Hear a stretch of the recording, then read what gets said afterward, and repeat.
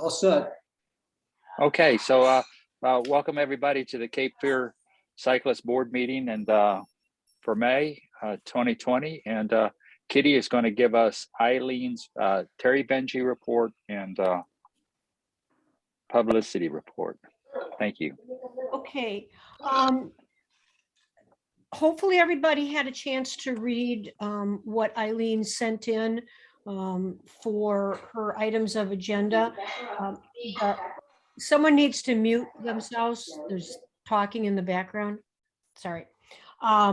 So at the most recent Terry Benji Foundation board meeting, the board voted and approved unanimously to propose to Cape Fear Cyclists that the Terry Benji Foundation take over everything concerning the trailer that we use, the bike safety trailer.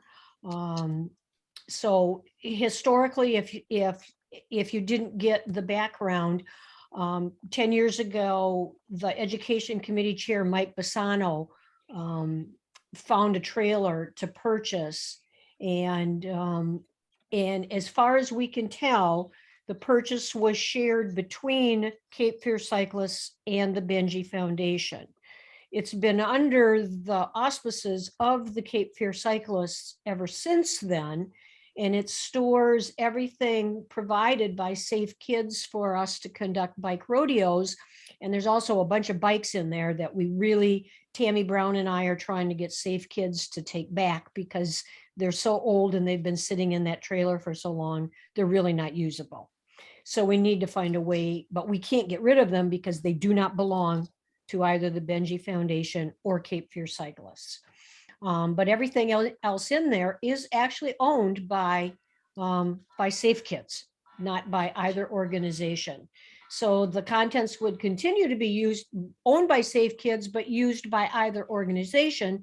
But as Tammy and I are gearing up for more bike rodeos, bike safety events under the umbrella and auspices of the Terry Benji Foundation, Tammy suggested that it would be smoother for the Benji Foundation to take over. We did get lights upgraded and the trailer is in very usable condition. It has had some repair. It does need 4 new tires, which the Benji Foundation board also voted unanimously to pay for new tires. So that would come out of the funds of the Benji Foundation instead of the Cape Fear Cyclists.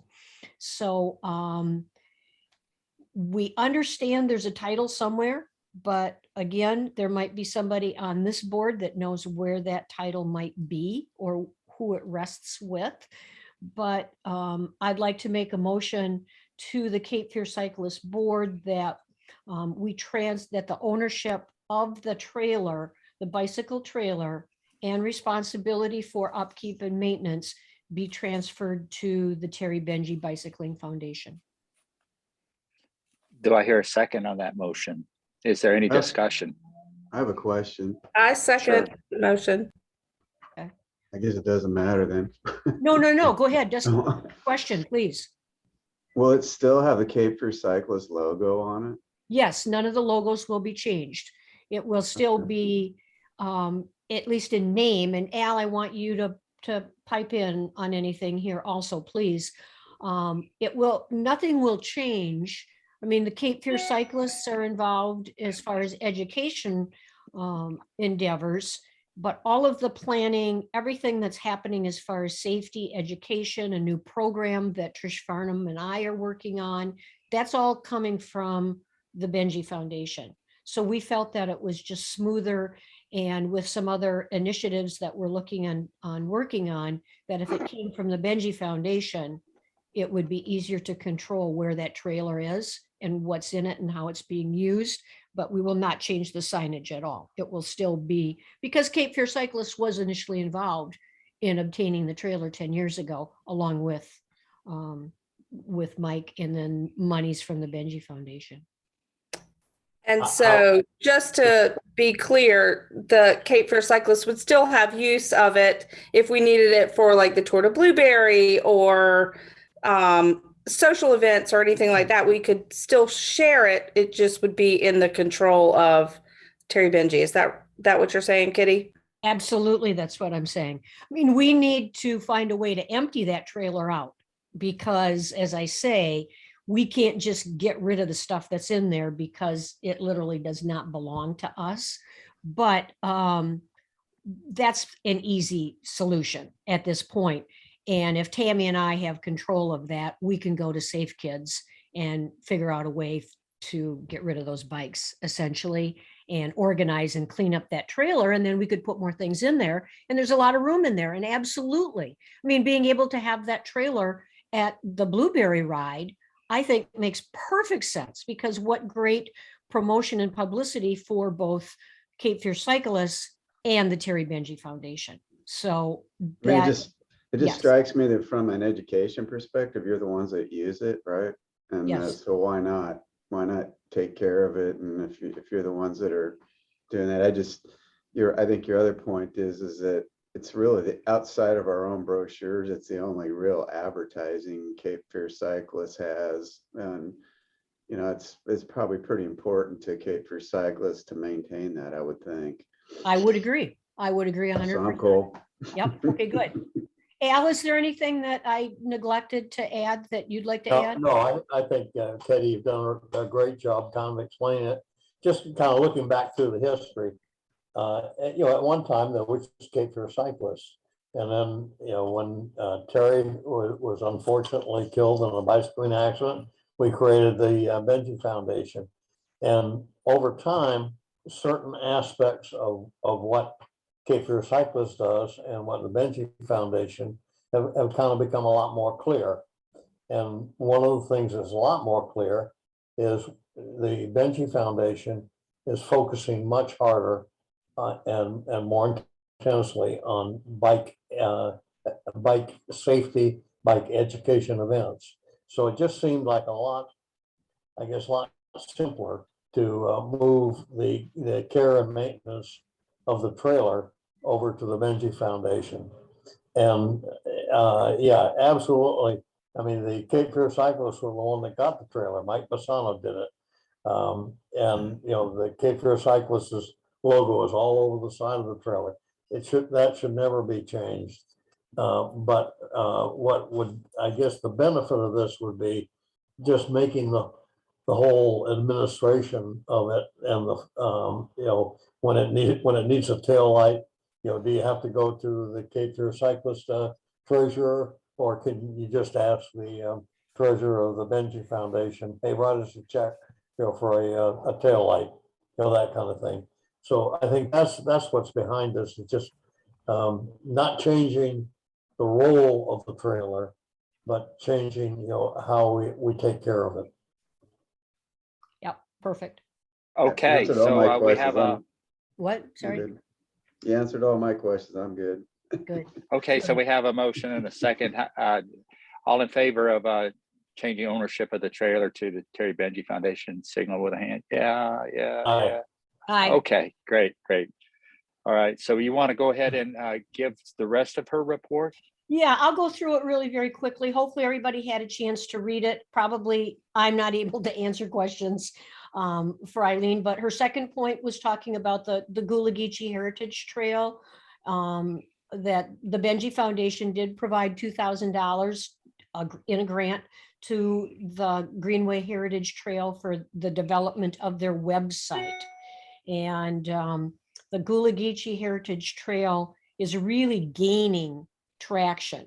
And there's going to be, I think, a lot of positivity there, a lot of growth, and a lot of places for collaboration, including safety events. So that's something that I think that we can all celebrate. And so they're working with students from NC State, the IT and Media Division, to develop their website. So that will be pretty exciting when they get up and going. There is no URL to share at this point yet, but they're working on it. Several members of the Benji Foundation board attended a meeting of the New Hanover County leadership to learn about the quarter cent tax to be used that would be for improved pedestrian infrastructure in the county. And both of our organizations will be asked to use our collective voices to advocate for this bond issue. So that's something as we move forward closer to the election, I'm sure that Eileen's going to want to talk to all of us about. And last, Beth, if Eileen has not communicated this to you, but this is exciting, Leah Sherrill of Special Petals, which is down on 4th Street, which some of us visited as a Benji Foundation board meeting excursion. They have agreed to provide their mobile repair van at the Tour de Blueberry. The Special Petals received a $5,000 grant from the Benji Foundation to work on and complete their bike repair storefront on North 4th Street. And so she has agreed that they will have their mobile repair van at the Tour de Blueberry. Okay, thank you, Kitty. That sounds great. I guess there's no reason in asking for questions if the report was given. So, Yep. yes. And Kitty, with the educational, do you have something with the educational committee for us? I do. Trish Farnham and I are working on a beta program, if you will. It's going to be the first of its kind in the state. We're partnering with the staff and City Parks Department at Halliburton. And on June 26th, we're going to hold a program aimed at a safety, sort of like a stripped down bicycle 101 safety for new drivers and parents. So Trish is going to do half of the program on safe driving. The initiative that she's working on is driving for bicycle safety. I'm going to do program, it'll be about 40-45 minutes with young drivers. And then we're going to switch. So the young drivers can learn about how to drive with bicycle safety in mind, and I'll work with parents on how to drive, on how to be safe bicyclists.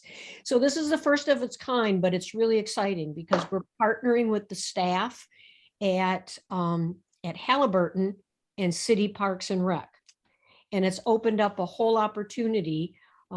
They have agreed to let me, moving forward into the fall, use the facility at Halliburton Park to hold our Bike Safety 101 safety seminars. And then we'd be able to bike right from that area. They're real excited about that. And they have asked me to come in to their city summer camps and do some 1 day kind of mini bicycle safety rodeo for the kids that are at their summer camps, of which they've got 2. So it's opened up some amazing opportunities for promotion of not only Cape Fear Cyclists, but Terry Benji Foundation, bicycle safety with kids, and getting into the summer camps, which is really serving at least one of the camps at the Martin Luther King Center, a real underserved population. So I don't have dates yet on that. We're meeting with the staff at Halliburton tomorrow, but it's very exciting because all of a sudden these things are opening up and they see what we're doing. And the director at Halliburton is just super excited about partnering with us on bicycle safety and coming up with perhaps some modules for them, which Trish and I and Tammy are going to work on with them. So I'm really excited about that. So we don't have any dates yet for the Bike Safety 101. They wanted to get through the end of the school year and the planning for their summer camps. And then we'll sit down with the calendar in the hopes of being able to get a hard schedule with 2 Bike Safety 101s before the end of the year. And Halliburton's going to be a perfect spot because we can get out and bike on 17th Street, George Anderson. We've got room in, their facility right there with their back patio. Super exciting. So I know at the last meeting I wasn't present, but I did send in that we do have a bike rodeo, which we did last year, which is on June 16th, Thursday, 9:45 in the morning. It's the first of 2 at the Wilmington Junior Fire Academy. We did it last year and it was great fun. And these are older kids. So bike safety and it was a bike rodeo, but we were also able to incorporate some aspects of Bike Safety 101 because they gave us basically, time to present a lecture and then get outside. And so we've got 2 scheduled. That's the first one. I want everybody, that could possibly come to help out. It's a lot of fun, but to put it on your calendar because we will need help. And the second one will be the 28th of July, also a Thursday, and it'll be at the main fire station on Market Street. What was the first one again? The first one is June 16th, Katie, Thursday. could you send us all just a quick email, date, time, and place? Absolutely. I will do that, Bill. Thank you. Yeah, Sure. and if you'd like it in the club calendar, send details and we'll add it to the club calendar. But Okay, gotta will do. Yeah, I've got like 3 or 4 of these things that I will send to you so we can put them in the calendar. and if you can add some little cool language, I'll add it in there too. You don't want to leave it to me and make it up. I'm an engineer, right? It'll at least be full of misspellings at the very least. I can do that.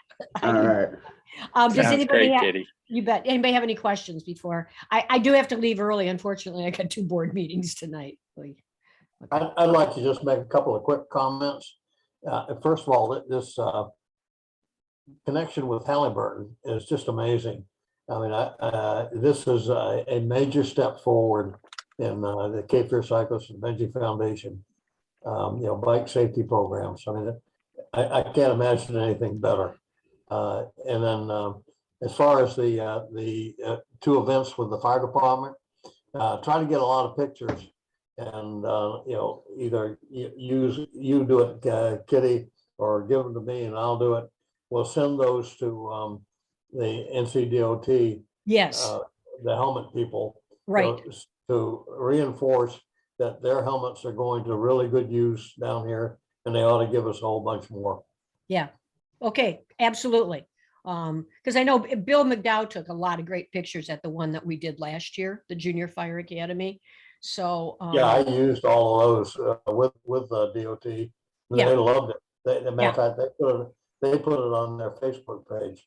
yeah, I'll make sure that many pictures are taken for sure. Wayne, did you have a question? Wayne, you're muted. You're muted. Wayne. Still Wayne. can't hear you, Wayne. Something wrong with your audio. Muted, unmuted. No.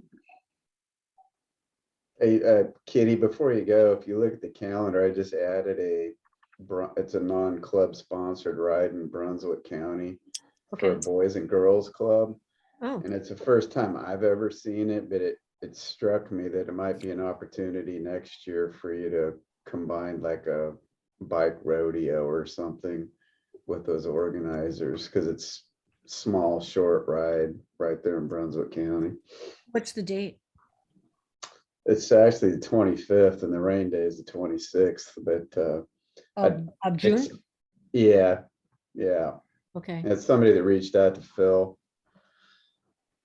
But you can see the details. There's a link to their site. And Okay. yeah. I'll take a look at it. I see Wayne asked a question. Can we use the fire station for Bike Safety 101?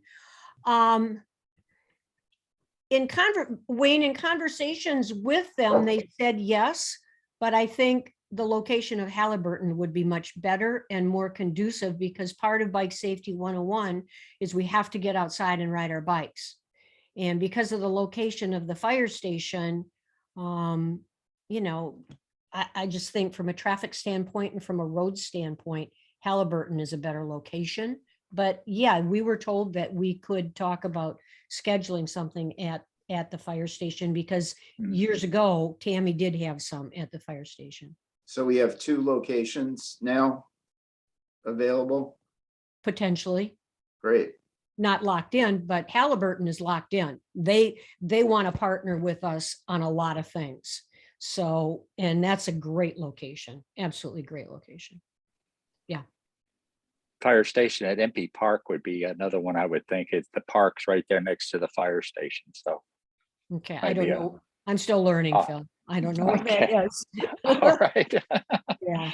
Okay.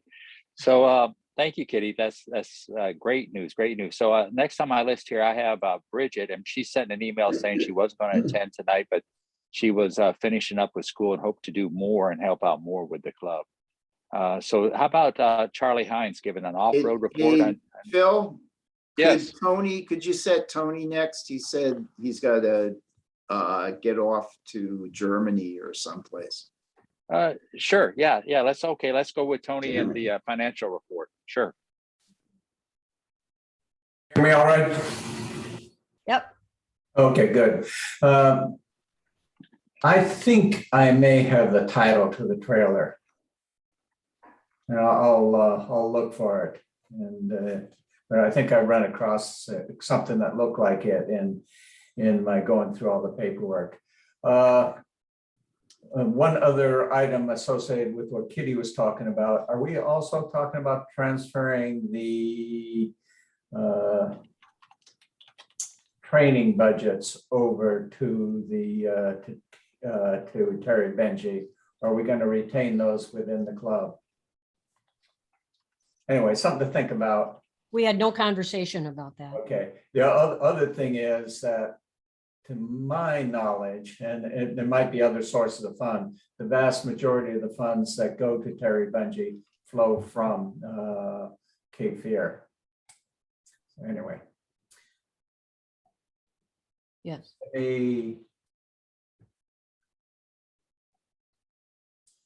Okay, Wayne, I cannot share the screen. It's showing as disabled. Sandy, can you do? Sandy's got to enable it. Sandy, can you enable share screen?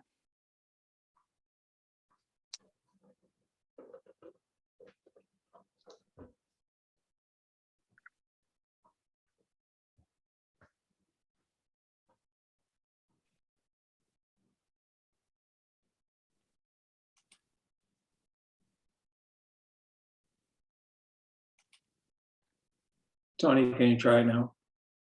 There you go. This agenda. Now. Okay. Hopefully everybody can see that now. We have $34,000 in. It's like we have the agenda. We have the agenda up. Yeah, hold on a second. I don't have it up, but I have the other up.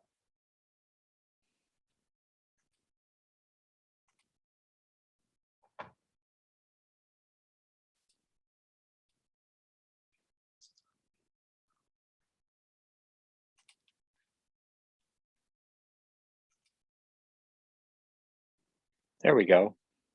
Great. Okay, so we have $34,000 in our account, and we're up $7,500 year to date. The real thing, though, the real story is that of that 34,000, 11,300 has come out of the TDB registrations, and membership dues has only been 2,300. We have actually had club expense of $6,100. So most of our club expense is front end loaded, and we're tracking pretty close to budget, but the membership dues are not coming in yet. And I think most of them take place in the summer. So hopefully that will normalize some. So while it appears that we're rich, we're really, most of that money is allocated to the Tour de Blueberry expenses. And perhaps Beth can tell us exactly where we stand on that. Looking at our individual expenses, let me see if I. So as you can see, we have a budget of 8,000 for dues. We've got about 2,300 in. We've had one donation come through for the Terry Benji, which we passed on to them. And the bulk of our big expense items, the insurance, the marketing and advertisement, the donation was passed through to Terry Benji. The spring picnic and the trailer have been all paid for. So there's not that many other big expenses that are outstanding for the year. We're better than halfway done with what we have planned.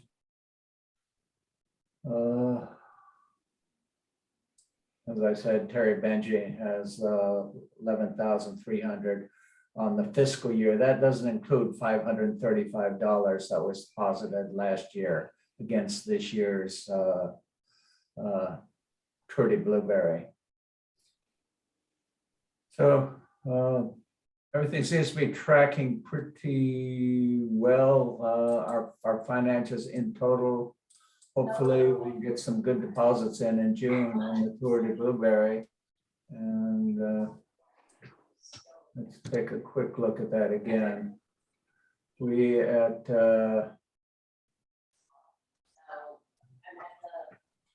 budgeted $15,600 for operating expense for the Tour de Blueberry. And we've actually got deposited in the bank, as I said, 11,300. So with the deposits that came in June, I'm sure we're going to more than cover that. How much we'll have left for the donations is going to be dependent on the level of success that we have with the balance of the signups. That's about all I have, unless somebody's got some questions on the numbers. Any questions for Tony on the budget and the treasurer?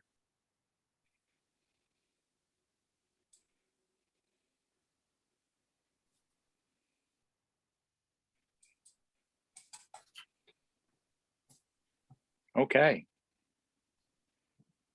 Great. It looks good. I think the money's going to come in for the rest of the signups for sure.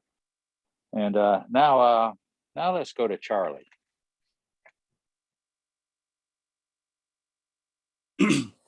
Hey, just Hey. took me a minute to get off mute. Hey, sorry. So look at all kinds of stuff happening now. You know, when I join the meeting, everybody's always like kind of waiting. What's this guy gonna do? What's he gonna say? Yeah, not a whole lot to report from the off-road side of things. We did have our first gravel bike ride, or no, I'm sorry, first mountain bike ride. I think it was 3 Wednesdays ago, and we only had one person show up, but I will say this gentleman was absolutely just ecstatic that we were there, and his biggest concern had been actually brought something to my attention, and I wasn't really, is getting lost on the trails. You know, he felt like he could ride, but he said, man, I don't know the trail system. And it's not that clearly marked. So I think that might be another opportunity as well, is not just helping folks necessarily learn to mountain bike or gravel bike riding, but sometimes just, because if you're out on the road and you get lost, a little different finding your way home, kind of thing. But so anyway, going to explore that a little bit more. Still working with Greg Brinson. He and I are talking a lot, trying to find a date. We really want to have that Saturday kind of event type of day where we can, have 15 bikes out there for people to demo and try to ride. But between his schedule and my schedule, it's going to probably be a couple months just before we can really lock that down. So yeah, looking at still wanting to do that. Still, I've kind of hadn't had a whole lot of time lately, just with a lot of commitments, but now got some of those finished. So hoping to get some more gravel bike rides and mountain bike rides on the calendar. One question I do want to ask, because I've got an idea. Do we have a time of day that we need to be finished by? And the reason why I ask is because on one of my first gravel bike rides, there was a couple that rode with me from Berg Hall, and they talked about riding the Holly Shelter roads on a moon, full moon night. So what I've been thinking is kind of, trying to still spark interest. We got so many day rides, and trying to do something different. And the couple times that we've had the gravel bike rides have competed with other rides that may be going on. My thought is to maybe have a Friday evening ride, not start in the dark, but be on the way back, try to time it with the moon to where we've also got a full moon, and be on the way back, say couple miles to go, but it be getting dark, enjoy the beautiful, the gravel roads. You don't have to worry about traffic and the full moon. So did want to ask if we have anything that states that we can't be out like after a certain time or anything like that, as far as for a club ride. I don't. Not that I'm aware of. Yeah, I don't see anything in our insurance that Okay. restricts us. Sounds Okay, like great. fun. I think that's Yeah. a cool Yeah, idea. That's a very fun Great idea. idea. I think it'd be something totally different, something that maybe we can, get spark some more interest. So that's all I got from the off-road side. Any other questions for Charlie? Great. Okay, we'll move on to Beth's report with the blueberry.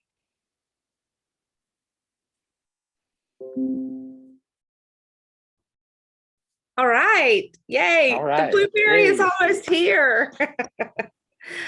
Now I want to do it at midnight. Oh, That's a pretty cool idea, Charlie. I really like it. It I mean, is. snakes, but okay. So Tour de Blueberry is exciting. I put together and uploaded my report earlier today. I think it was around 1 o'clock. And since then, we've had 10 more signups.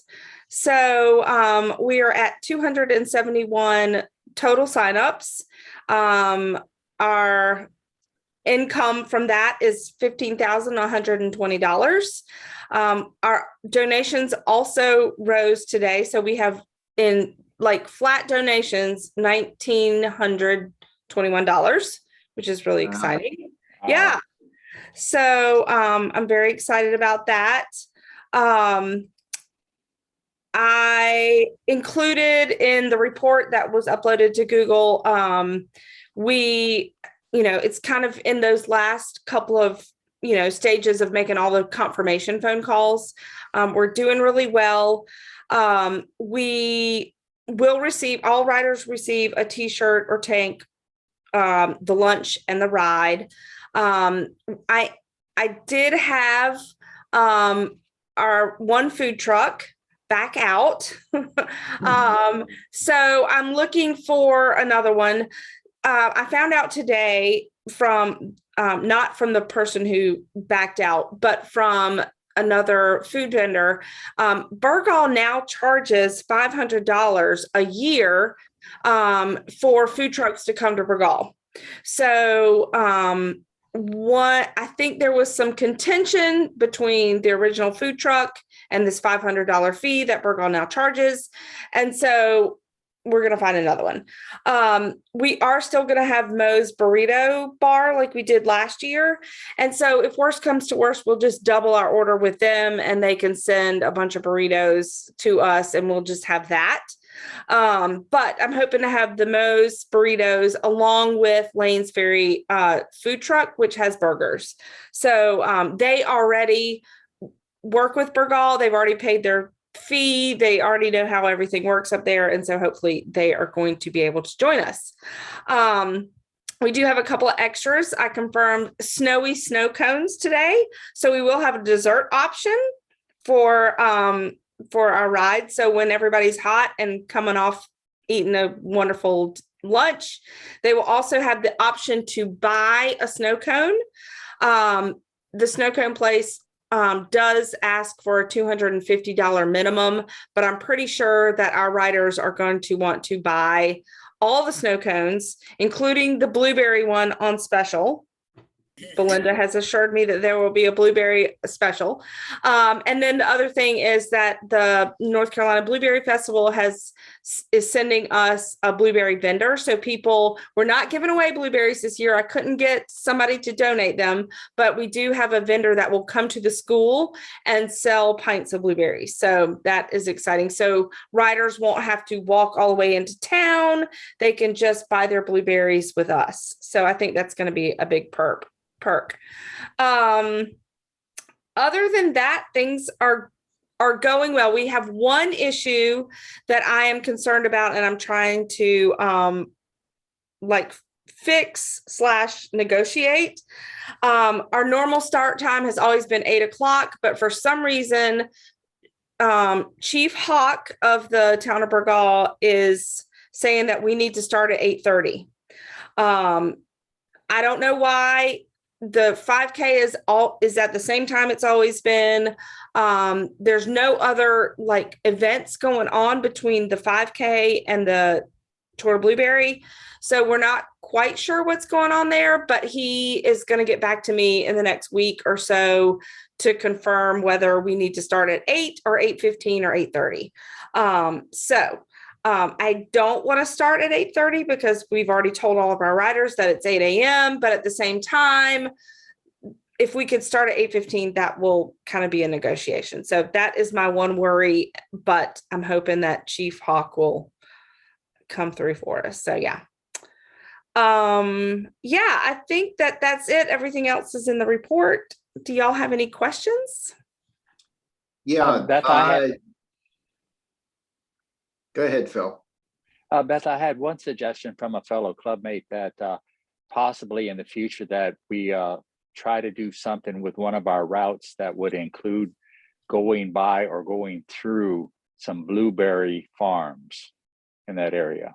Okay. And they suggested that it's a blueberry festival and we don't go by any blueberry farms. And that makes sense. It's a blueberry, so maybe we should tour some blueberries, not just the turkey farms, maybe some blueberry farms instead. They smell better. It's just a suggestion. I do like the last page of your report where you did the comparison to last year's what we've done in the year before, and I guess the year before was really 2 years before because we didn't have one year. So I really like that part of the comparison of your report. Thank you. Is there Wayne? Yeah, I think it's a safety hazard to start later because we get a lot of people that have heat effects, and pushing it half an hour later is gonna make it even worse. Yes, that is what I have talked to Chief Hawk about, is that the later we push it, there may be an option that we could start it earlier, but I think getting volunteers there and getting riders there, this year it would be easier to say that we're doing it at 8:30 instead of doing it, but we have to kind of work around that 5K. It's the police officers who block off the roads when we start are first go into the 5K and then they come to us. So we kind of have to work around that. Any other questions or concerns? There'll be an email going out for volunteers. I haven't seen anything like that. Yes, there will be. I do. One of the things that I need to do on the website is actually be very specific about the times. And so I'm going to set that up this week, and then the volunteer requests will go out as soon as I get that set up. That way our volunteers will get the t-shirts that they need as part of it. Last year I was crunched for t-shirts. So yeah. Any questions for Beth?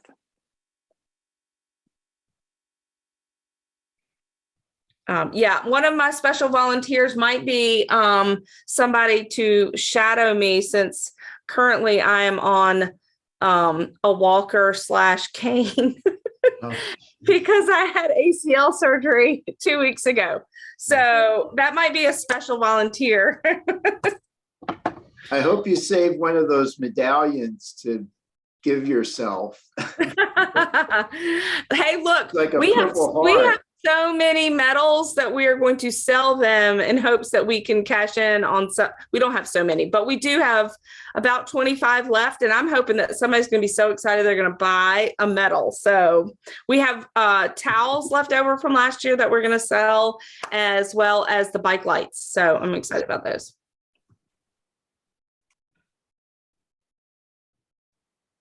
Anything else? All right. I'll see y'all on June 18th. Great job. So easy. Thank you, Beth. Thank you so much. And so I've got Linda down for the next report. Oh, good, because I just thought of something I can let Beth know.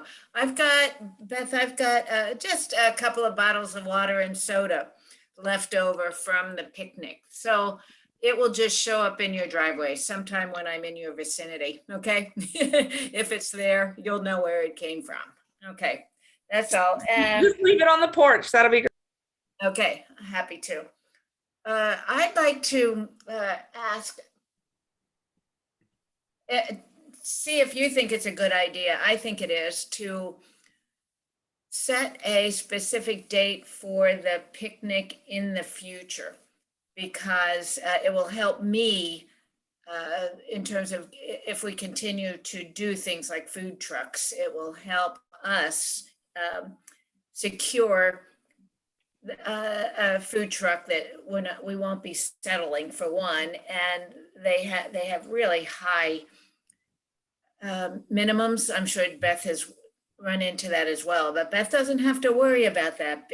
We do, because we're only getting between 40 and 50 members at our events. So it's just an idea. I thought this past year was a good time. It was the Sunday before Mother's Day in May, and it's a spring picnic. So I'd like your input on that for next year.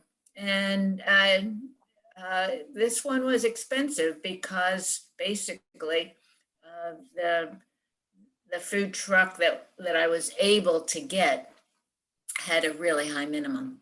So that's what's on my mind. Everybody's muted. Yeah, So, maybe we Linda? could go ahead. Questions for Linda? Yeah, I've got a question, Linda. Are you saying that we want to establish the date for 2023, 2024, 2025, or whatever in advance? Yes, Okay. and Yes. Mark put it on the schedule, and then yes, I am. Good idea. And I thought this past year was a good day. Again, I'm open to changing it if anybody thinks there's a better date. But if it were known to be the Sunday before Mother's Day every year, then people could plan accordingly. Is there any objections to that? Anybody have any objections to that being on the calendar? No, that's great. Let's do that. Let's Okay. get that on the calendar.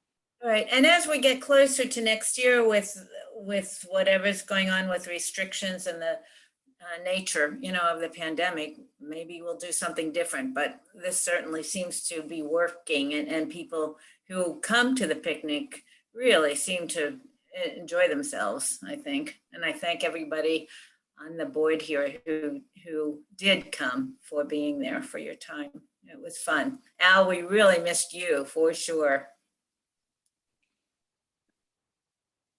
So Linda, Linda, I appreciate all the effort you put in organizing that. And I think everybody had a really good time. I'm just wondering if there's a way we could set it up to maybe subsidize it, or because we ended up subsidizing it anyway because of the high minimum required. If there was a way we could subsidize it and get more members to meet the minimum, I don't know how that could work, but if you and everybody start thinking about it, maybe we can propose something for the next picnic. And it might apply to the annual meeting also. Okay, will do. Yes, and that brings me, I was wondering, what about the annual meeting? When should we start planning on that? Yes, thank you. I would like to. Should we pick do you want to do the same format? It's November. We know that. That's at least, yeah, pretty traditional that we've always had it in November, at least since I've been doing it. Mhm. So did you want to stick with the same food truck format, or do you want to go indoors this year? I'm happy to do anything you want. Yeah, just like last year, we don't know the climate of the health-wise, the situation. So it's tough to make plans that far in advance. The last year's meeting was very well attended, and people really liked the fact that it was so casual. Yeah, maybe if we ran another year like we did last year and stayed with that same format, then if the next I year, can plan, yeah. 20 and 23, we want to go in. I like the one we had at the brewery downtown. I really enjoyed that one. That was a great meeting for me. Compared to the battleship meeting, I was really cold. I couldn't even hold the food in my fork, getting it in my mouth. I felt so embarrassed. I couldn't eat, Well, that was so expensive. And then last year I was given the budget to do that again, but the battleship was not booking anything because of the climate, the pandemic climate. So could we look at the same date that we had last year? Look at the same date? I'm pulling up November, and again, a Sunday afternoon then? Yeah. Okay. I would think, if there's no objections from anybody. All right, and I'll do it early, since it is outside, I'll do it earlier in November, the first or second week for weather, just because of weather. Yeah. When we had that outdoor fire, remember the fire pit there? That was so nice. Okay, well, thank you. I'll start working on the annual picnic then, the annual meeting, excuse me.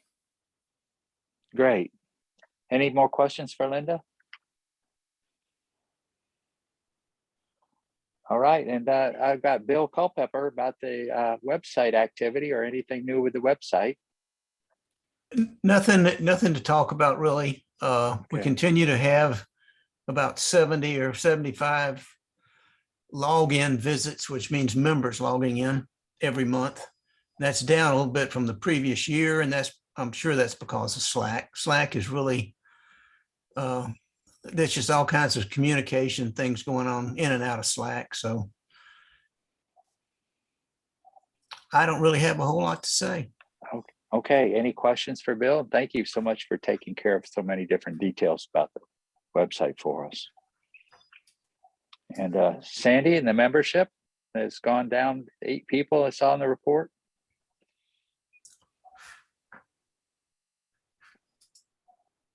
Yes. That's a little bit different, since we've had growth pretty steady the last 2 years. And what is different is not that people weren't paying their dues, but people were leaving town and resigning. So that's really the difference. I didn't keep track of all of those that did it, but it was several, and that makes sense, since we're down 8 active members as a whole. If you look at the other numbers, or if you looked at the other numbers, Slack is way up. So that conforms with what Bill was saying. So I think we're doing fine membership wise. We had a huge growth when we had the pandemic, and now we're settling down, smoothing out, which is to be expected. How many active do we have now, Sandy? Well, Tony, I never remember that number, because I say it's always easier to look it up. And 402. 402. Thank you. Thank you. Okay, so we've had a little over 100 renewals so far this year, and we're about halfway through the year. So, but anyway, I think a lot more of them are in the summer, so it should pick up here. Yes, and I can tell you it has from messages I get from the club website. So-and-so is renewed, so-and-so is renewed, so-and-so is renewed. I was hoping the brochures would bring in some new members. That's not happened. Yeah, I've had more paper membership applications than I normally do. So if they're doing that off of the brochure, then that would make sense. But otherwise, I have no way of telling, where that membership application comes from. Yeah. I rode beside a cyclist in the river to the sea, and I talked with him a little bit, and he showed up at the Sunday ride, and then he showed up the following Sunday ride with his daughter and his son, and he tried to give me a check. He said, "Let me give you a check for all the memberships over here." And I said, "Just go online, and we'd rather have it online. We'd rather you just click it online and do it that way. And it's best for us." But I did have a question about the Slack. Seems like I get a few people asking about the Slack. They want to do a click thing for the Slack, but they really have to have the invitation email from you to their email. I guess that's how it works. Yes, you have to be invited. You can't just say I'm joining. Yeah. Is there a way that we could emphasize that somehow in the application, that you have to be invited to Slack, or an invitation? I guess it says does it say an invitation will be sent for Slack? Yes, I say it's really short. It says something like, "Congratulations for joining Cape Fear Cyclists. We also use Slack as our messaging application, and you will get an invitation to join." I could say you must have an invitation to join, which I will send you, but I mean, that seems a little goofy. But Yeah. I could do that. Sandy, if you'll recall, you gave me that authority also. So there's two of us that can do that. Yes. Okay. Always got to have a backup. Yes. I'm always in back. Not when I ride with you. Oh man, it was good to see Sandy on that bike going down the road on that two-wheeler. That was great to see that for sure. I'm glad you're back on the road. Any questions for Sandy in the membership or Slack? Okay, moving right along. This is running great, guys. Thanks. And Al, would you talk to us about the advocacy and the Adopt a Highway? Yeah, well, first of all, the next Adopt a Highway is Saturday, June 4th. And I actually haven't talked to Bill, but I presume, Bill, that you're going to run the alternative ride, it has become the North Ride.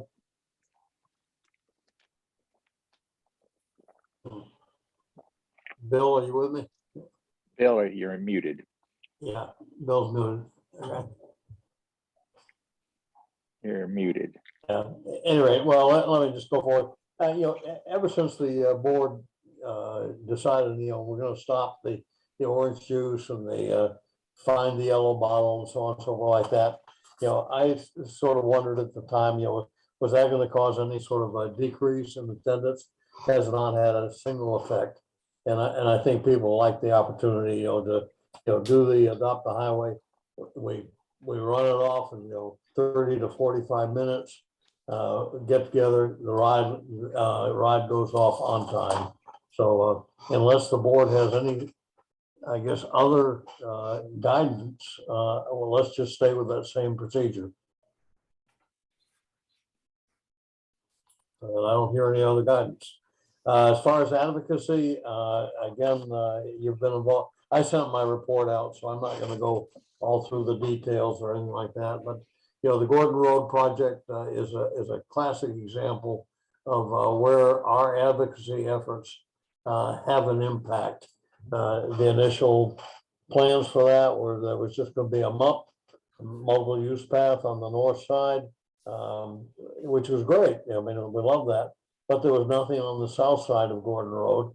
So we formed an advocacy effort, and now there's going to be sidewalks on the south side, and that's all moving forward, and it's in my report. The Trails and Transit Information Meeting, I attended that today. That was very interesting. That all basically is focused around the proposal for in this November's election that there would be a 25-cent increase or in New Hanover County taxes. But the neat thing about it is that it is specifically earmarked for transportation improvements, and more specifically, that transportation improvements for bus and wave transport and for bike ped facilities, and then also some improvements for rail, the way trains get through Wilmington. And I attended it today. There was a big crowd. Jonathan Barfield, the current chairman of the county commissioners, led it off. And what they're basically looking for is advocates and support for having this, 25-cent, or I'm sorry, 25%. No, I'm not saying it right. 0.25% increase in the sales tax. So in other words, rather than the sales tax being 7% in New Hanover County, it will be 7.25%. That would create a large, over the next 10 years, a very large income, and that income would be earmarked for transportation improvements. And the way they divided out was that 45% of that income would go to the wave, to the bus and other, bus transportation. 39% would go to bike ped, and 16% would go to the rail transit through Wilmington. There was a lot of information handed out today. I asked for a copy of the presentation, which I received just before this meeting, and I'm going to send it out to everybody. But the question basically, or what they're really looking for, is advocates for this increase of the New Hanover County sales tax from 7% to 7.25%. So I think this is something that, the board doesn't need to decide today, but the board is going to have to say, does Cape Fear Cyclists, and of course the Benchy Foundation is also going to have to address this, do we in fact support this increase in sales tax? When you say an increase in sales tax, of course, everybody immediately, says, no, not, I don't like that, I hate that, and so on and like that. We need to, evaluate that as compared to the benefit that would accrue, to, the people here in the Cape Fear region, and more specifically in New Hanover County. And so you're going to be seeing a lot more on that. But it was a very interesting meeting, and what I came away with, it does look like something that we ought to advocate for, but I can't make that decision for either the Benchy Foundation or for the Cape Fear Cyclists. So I need to provide that information to you so that, the board can make that decision. The only other thing I had, this kind of came out to me out of the blue, maybe everybody else knew it was going, but there's a proposal for a East Coast Greenway, and there's a feasibility study that Eileen McConville and I and Steve Zinder and Adrian Harrington have been invited to be part of the committee evaluating this feasibility study, or supporting a kind of a steering group for this.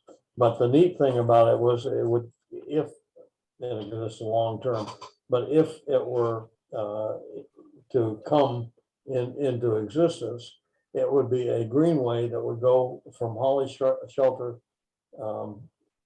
the Holly Shelter trails down on, paralleling 17 to 210, and then from there down to Topsail Island. And what a neat thing that would be. I mean, when I think about the off-road riding up there in Holly Shelter, that somebody can get on their bicycle and ride off-road all the way from Topsail Island to Holly Shelter or vice versa. And so this is something I had no idea it was coming, except I got an email on it today, actually a couple days ago.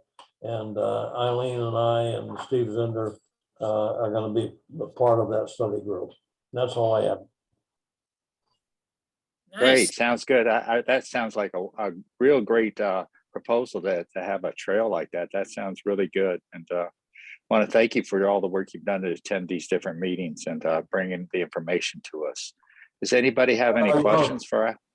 Yeah, when I was in the Pentagon, there was a poster that said, feeling lonely, feeling bored, call a meeting.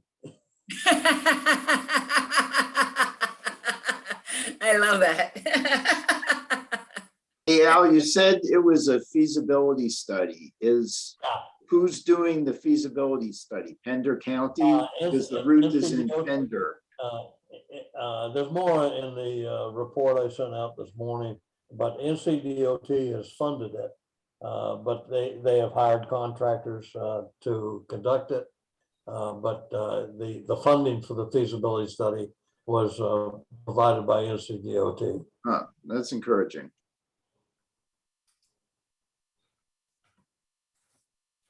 Any more questions for Al? Comments? Okay, then that brings us to ride coordinator, Mark Johnny. Hey, everybody. Just a quick thought on the membership. I think all of us have to be kind of watch that carefully, because there's a lot of competition now in our little Wilmington for riders. And just for perspective, I know it's free and they support us frequently, but if you look at the Facebook page for Cape Fear Area Rides, there's over 1,200 members, and we've got 400 in our group. And needless, I mean, theirs is free, ours is not, but there's a lot of people out there that do ride, and we really only touch a small percentage of them. And I'm also aware, and probably many of you are too, is that Salty Turtle is starting their own bike club similar to ours, which is there in the Topsail area. So I read where they're trying to set something up similar to us. So there are competitors out there, but probably behooves us to think about, what is it that we're offering people. And obviously the Tour de Blueberry is a big deal, the advocacy is a big deal, and for me, are we offering the right kind of rides, which leads me into what we've been doing. And Phil's been real helpful, and a number of you on this call have been very helpful. It started off with a discussion of, we had a lot of different maps in our website, and we've had some conference calls about that and tried to figure out how to streamline them. And then as we've been doing more and more Saturday rides, it was not uncommon for us to show up and have somebody say, well, why are you taking this route? The road's better this way, or there's less traffic that way, and that was, or another way. And that was on a lot of our steadfast rides out in Pender County and some in Brunswick County.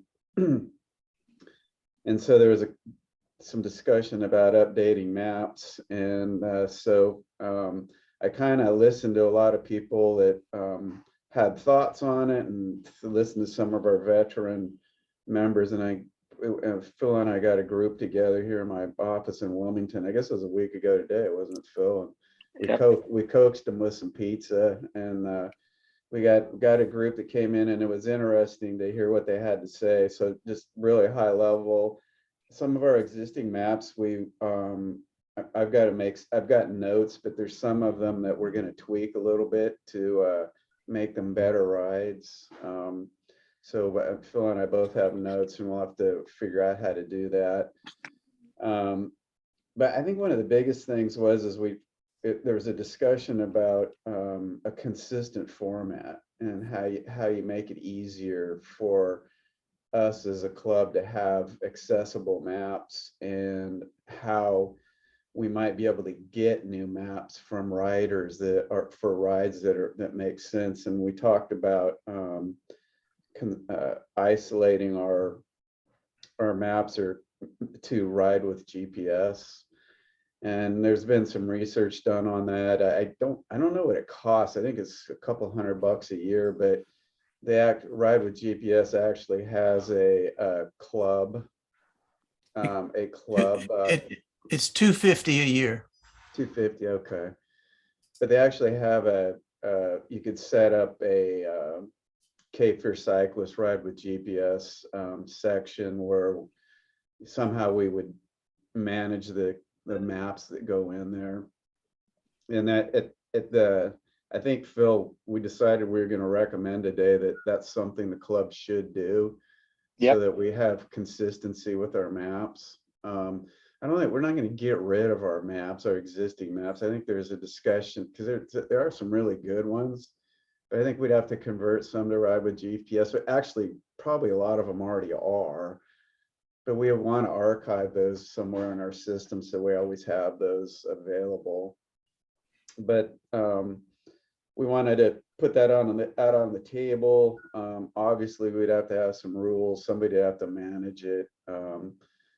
The actual Ride with GPS, so that it's, we don't have 10 names for the same ride somehow. Things that are actually incorporated into Ride with GPS on our area. They're rides we all sanction and want to use. Do you have anything else to add to that, Phil? I mean, No, I think it would be a great program to do exactly what and Bill, we went to that seminar with your old club, and that's what they were using. So we did look into what that would be like to have that for our rides. I think it would be real simplified. And the beauty of it is, if we find something that's a problem with a ride, we can modify it in real time, before the ride, and it could show up even the day before, and it could show up that people there, would go to the link and it would link you to the ride. This is the route that the official ride is going to follow. And I really think it's good. I don't know if it would take much to do it, as far as having it set up in the club name and having administrator to do it. So not everybody can do it, to change a map or to change a ride. Yes, Bill. I'll look into all that. Okay. Great. It's not, Club Express does just a super fine job. It will give us an access, like you said, update it, but the search becomes available. You can filter by distance or by location. So there are lots of other things that you could use to find out where you want to go ride and stuff like that. So I'll give that a look. What I was going to suggest is, if we would, moving forward, let's say with next Saturday's ride or the Saturday after that, if we would just do one Saturday at a time as the rides were scheduled to do it, or whatever, how many they would be when they're on the calendar, we just do those rides one at a time, to Ride with GPS. And as a ride is done a Saturday, it would be on the Ride with GPS, and the link would take you there to that ride. So it's not like we would need 50 rides on Ride with GPS all at one time. If we just added it to a Saturday at a time as the rides came in, then of course when they repeated, we wouldn't have to do it again. There are in fact a lot of them already out there.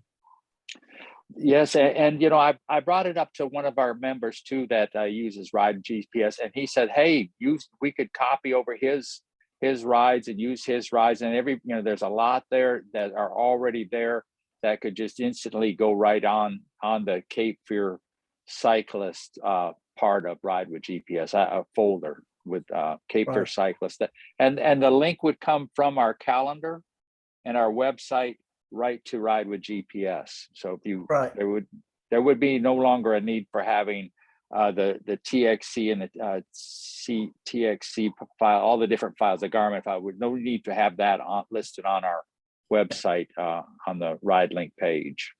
We would have to people would have to learn how to download those files themselves from the Ride with GPS site. Yeah, I think it's the same thing. It's really easy, load to device. It has it right there on how to do Yeah, that. So it if does. you It's could do not it with hard to one, do. you could do it with the other. For the ones that are going to, and the ones that are going to print out a map, we talked about that at the meeting. Paper maps, they're going to print out a paper map, and it's right there. And I even looked at one. It was, I think, the Lake Waccamaw ride on Ride with GPS, and it showed the stores, or it was one of the rides, and it actually showed the store stops. It showed all the stores. It just didn't show the store stops on the ride, but it showed all of them in the area. So I thought that was pretty good that the stores would be marked also. Yeah. You can put points of interest on them too. I mean, like, I don't know, historical. I mean, I don't, I've never done it, but you can put points of interest on the map too. So I think. So I would be willing to be on a committee to do it and get that set up and work them one at a time. And if anybody would want to join me to help with that, that we would I think we'd be able to do it. And I think we ought to get approval from the board to finance it and just have it in our budget to finance it. Well, give me a minute to look. Give me a minute. Give me a few seconds to look into it before we vote on that, just to get all the details of what it offers and how we set it up. Okay. Sure enough. Yeah, I would like to look at it as a benefit to members. As what? And what the benefit, I would like us to look at it in terms of what would be the benefit to members. If it gives them some access or some features that they don't have with the free version of the software, we could make that a selling point for the club. Okay. So I think it would be good to gather some more information and put it to a vote at the next meeting. Okay. You know, I did have a couple of people I brought it up with in the club, and that's the question they had. Will the free access, like I use Ride with GPS and the free access, I'm not a member to it, subscribed, but would I be able to access this folder and download these maps to my Garmin, even as a free? I'm pretty sure I read when I looked, I did a little bit of work on this already. If the club joins, then all of its members have essentially a paid account. Okay. Wouldn't that be great? Let me confirm all that. I mean, I did just did a quick that look. would be one for you, Wayne, to say what does your membership give you as if gives you access to Ride with GPS. That'd be super great. Yeah. If that were true, That would give us an edge Yeah. over the other competition that Mark was talking about. Yeah. I think I will say I have enjoyed, like, our maps for the Tour de Blueberry now are through Ride with GPS. Right. And I can put aid stations on there, and I can put where the, where there's ice and other stuff. So yeah, it's really a good deal. And I think because I'm a premium member, I can print out those maps and the cue sheets, which, some people still like to do. So it's Yeah, they do. You're right. Well, I think one of the things that, so selfishly as the ride coordinator, one of the things I think would be very, very helpful for us is, I think our options for rides will go up dramatically because we will see things come from members. We just have to decide whether it's a ride we want to support or not. But a lot of members record their rides through their Garmins, and they save them on Ride with GPS, and we can give feedback. And just because they rode it, we instantly have a route that we can just decide, is this a good route or for future rides or not. So I think it'll just improve our ride variety, and we won't be repeating rides, every 2 or 3 months, that kind of thing. Yeah. So the other thing that came out of the discussion I thought was fascinating is we had a long talk about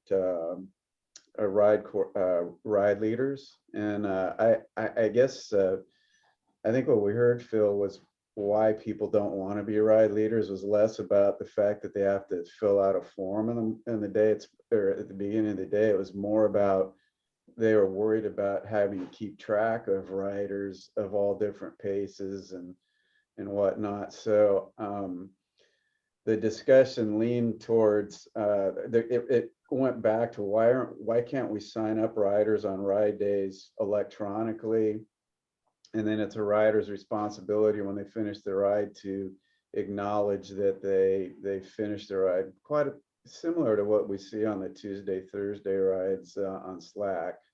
It seems like those riders are very good about putting a finish flag on, but the Saturday riders are not.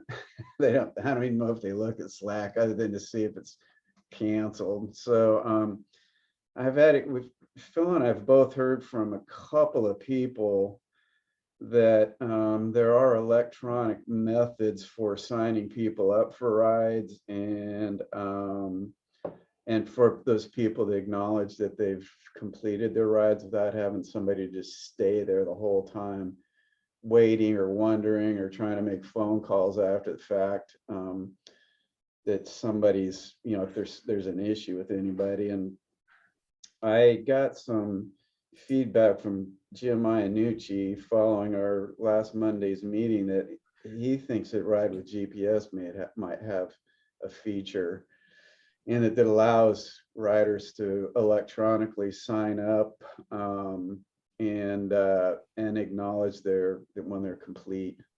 So that whole thing is just a lot of research that's got to be done. But I guess the message is I think what Phil and I heard is that more people would be willing to sign up if they weren't concerned about committing their whole day waiting for the slower groups of riders to return to the area, or if somebody peels off and decides to do something different, instead of riding the club's 40-mile ride, they go out and ride 100 miles, and the ride leader's sitting there waiting, trying to figure out where they're at or what they're doing. If there's an easier way to communicate where they're at, we probably get more interest in ride leading. Did I get that right, Phil?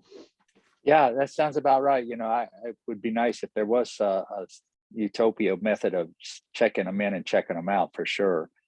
Some people, and we really are just talking about the Saturday ride, because we figured all of the other 4 rides that the club does are not broken with that ride leaders and check in, check out thing. But that Saturday ride is the sore point. And then just say last but not least that Kevin and Laura Tanner, I think Kevin mainly has developed a couple of rides he wants to try. I guess I'd classify them as casual short rides, and I've seen maps. One I think is in Echo Farms, and the other one's there at by where he lives there. It's slipping my mind where that is. River Lights. Yeah, I think so. And it's in and around the community, and they're short rides. They're not, high intensity type things, to try to attract more riders that don't want to be, might feel intimidated going out to the country or even some of the Tuesday, Thursday rides. So I just saw them. He's mapped them out on Ride with GPS, and I'm going to write some stuff, a description up for him, hopefully this week. And, I'm going to give him a try and see what happens, see who is willing to come and not come, see how they turn out. And then Wayne, I saw your hand up there. I'm sorry. I didn't mean to. Yeah, well, back on the responsibility of the ride leader to account for everyone finishing the ride. I think we have to emphasize that a lot, to have people check in with the ride leader. We'll never find a perfect solution. Some of it's going to be just phone tag, but I think we need to make it a responsibility of the riders. If they don't finish and check in with the ride leader, to send them a text or something, or a Slack message. Yeah, I think you're spot on. I think if I took anything away from it, we just need to make that process easier for a ride leader. That's, I guess, if that makes sense, because you know, I took away from our meeting that there's genuine concern, right? I mean, if people are like, if I say I'm the ride leader and I lose somebody, that doesn't feel good, right? And what do I do? What am I supposed to do? And what if the rider just decided to go a different route or whatnot? And you know, I know Phil and I've talked about it a couple times. I mean, sometimes I guess there's an assumption, you know, most of the people that are riding, and most of the times you do, but sometimes you get back to the parking lot and you're like just looking to see if there's a car you remember that came, and you may not even know who the rider is, you know, and that's kind of spooky too. And do you wait? Do you go out and look? I know Phil's done a really good job of the Saturday sweep, and usually when we lose people, it's the group that's between the group that's Phil sweeping and the A riders and the people in between that don't have a map and they're trying to follow somebody. So, which is usually where I'm hanging out, and usually I'm the one that gets lost. But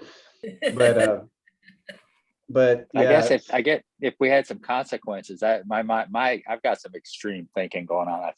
I thought, what if there was some kind of notation of consequences? If you don't check in, you're not going to ride with us next time. We really want to hear from you after you're done. Yeah.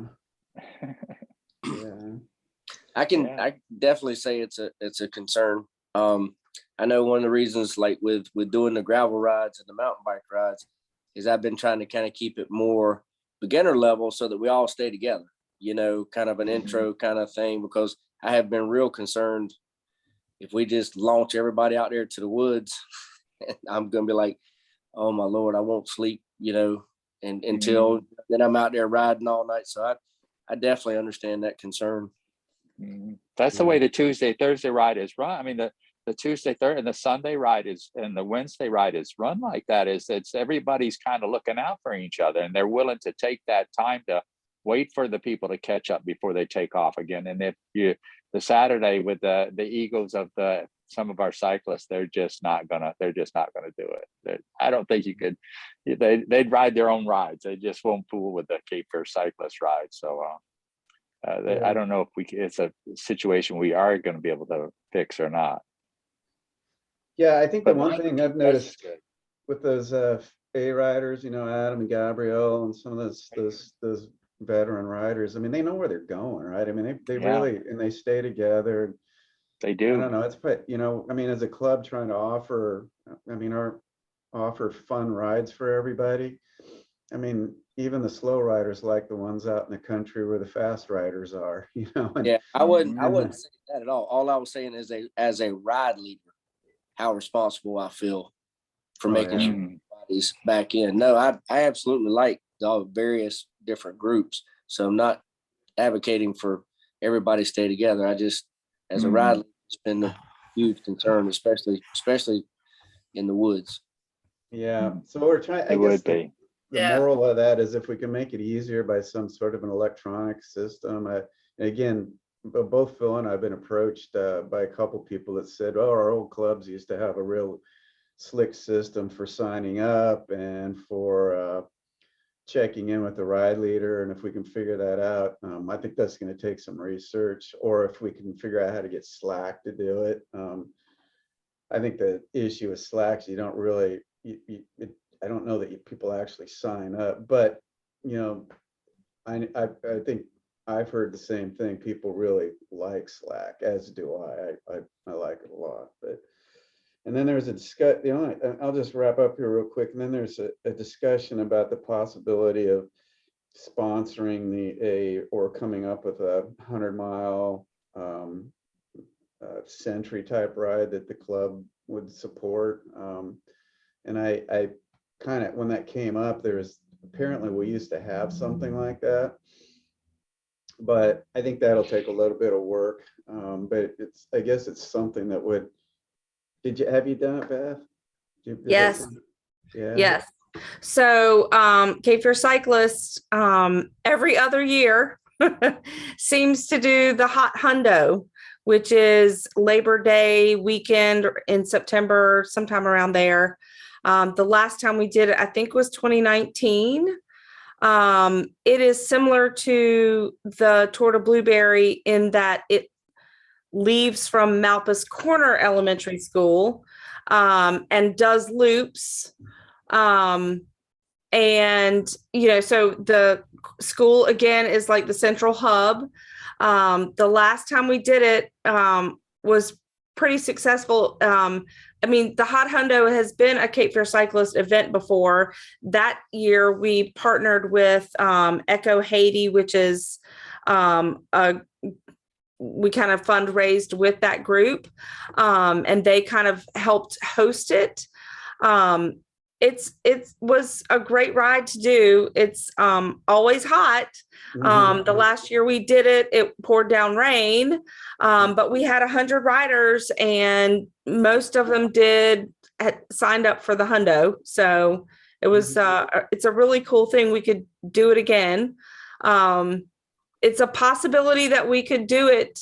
I mean, set it up for this September. Oh, wow. Okay. So yeah, I just learned more about that and talking to you. I thought Adam mentioned something about it when we were in that meeting, and I hadn't even heard of it. So one of the things I would say is I've been watching is that its competition is the Salty Turtle has got a 100-mile ride. It's in October, and it's the Spooky 100. And I think they did it for the first time last year, I think. But now they're getting serious about it, and they're already having planning sessions and whatnot. So yeah, we might want to think about it as a club, especially if we have something that's as a starter or that we've done. Right. I mean, and also another option is maybe not for this, obviously not for this year, but for next year, offer 100-mile option for the Tour de Blueberry. We've never done that before, but as we grow, it could be an option. We do the metric half and the metric century, but maybe we could turn it into a real 100-mile ride. Okay. Well, cool. That might get a tour of the blueberry fields too, right there. That might. There we go. Yeah. Can send people out to White Lake and back, and that will certainly get you lots of blueberry fields.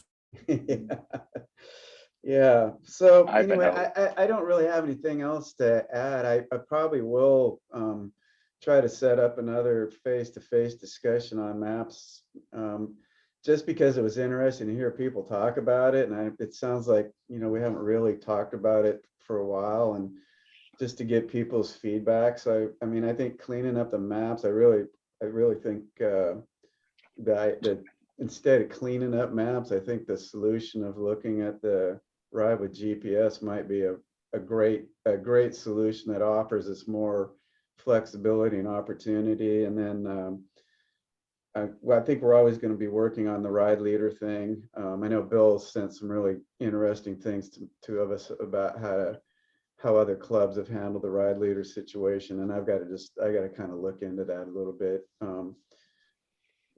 and try to figure out what might work, or propose something to the team here about what might work, and then just trying to get ride variety. I'm really happy about Kevin and what he's done, and the Hot Hondo sounds pretty interesting to me. So more to come. Yay. Thank you, Mark. That's going to be interesting. Mm-hmm. Any more questions for Mark? Hey guys, our next meeting is going to be in July. The last Monday of July is the 25th. Is there anything else, any other business we need to talk about? Great, then we're Tour de Blueberry. We're going to be out there. I kind of like the 8:30 start, so I have another 30 minutes to talk to people, because it's such a social hour before the ride goes off. The music's playing and the things, and there's more bicyclists I ever see in my life, and they're just happening. So I get an extra half hour of sleep. I wouldn't be opposed to it, but yeah. That's good to hear. That's good to know. Okay. Everybody have some safe time on the roads. Happy cycling. We'll see you at the next board. You too, Phil. See you out Bye, there. Phil. Thank Take care. you. Good night, all. Good night. Night.